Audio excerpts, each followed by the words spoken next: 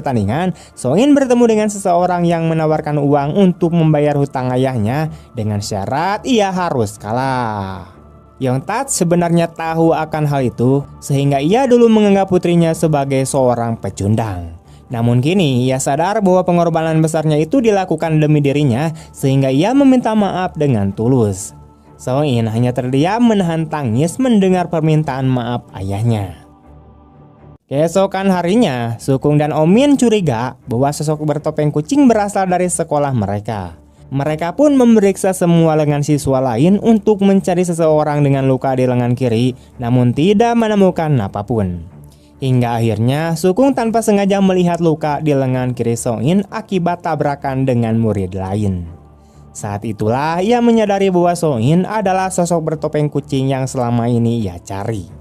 Beberapa waktu kemudian, Sukung mendatangi ruang guru dan dengan sengaja mencengkeram lengan Song-in yang terluka.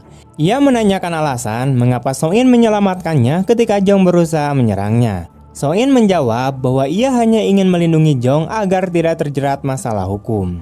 Merasa frustasi, Sukung sempat mencoba mencekik Song-in dengan menutup kepalanya menggunakan kantong plastik. Namun ia berubah pikiran ketika melihat brosur mengenai pertandingan tinju festival sekolah. Ia pun memutuskan untuk menantang Song-in bertarung di hadapan semua siswa dan guru dengan tujuan mempermalukannya di depan umum.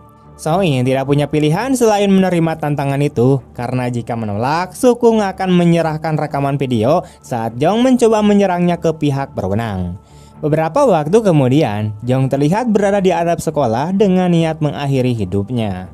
Untung saja Song-in datang tepat waktu dan berhasil menenangkannya. Ia mengingatkan bahwa neneknya sangat menyayanginya dan memintanya untuk terus hidup.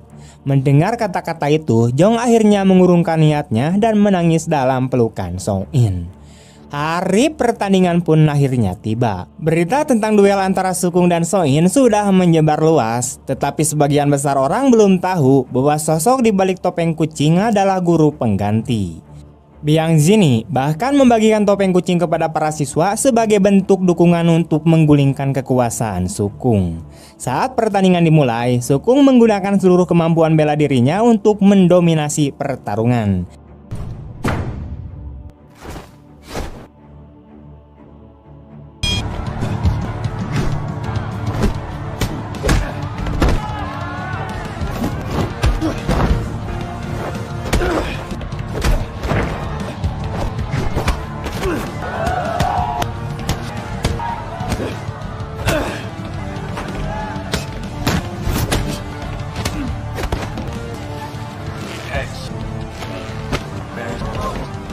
Ia bahkan membuat rambut Song-in terurai, sehingga semua orang terkejut mengetahui bahwa sosok di balik topeng kucing ternyata adalah seorang wanita.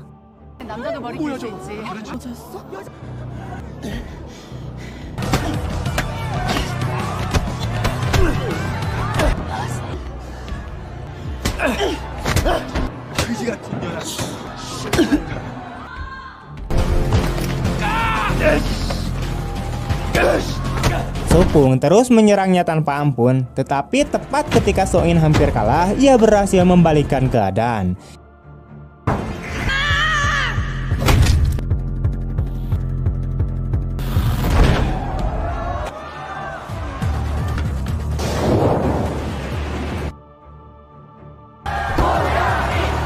Ia melepas topengnya di depan semua orang, memperlihatkan bahwa dialah sang petarung bertopeng kucing.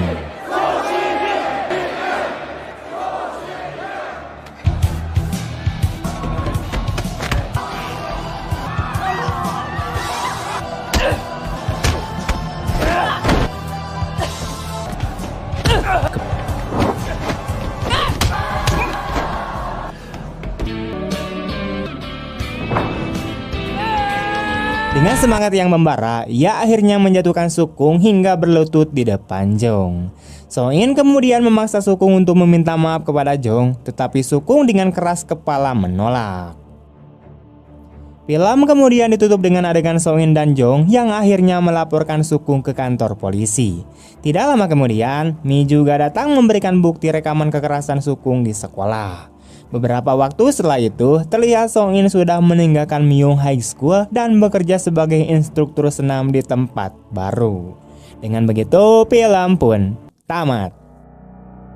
Film ini mengingatkan kita bahwa keberanian sejati bukan hanya soal kekuatan, melainkan keteguhan hati untuk melawan ketidakadilan. Diam hanya membuat kejahatan semakin berani, tapi satu langkah kecil untuk melawan bisa membuat jalan perubahan besar. Setiap orang berhak mendapatkan kesempatan kedua, dan ingatlah, solidaritas serta kepedulian jauh lebih kuat daripada kekerasan.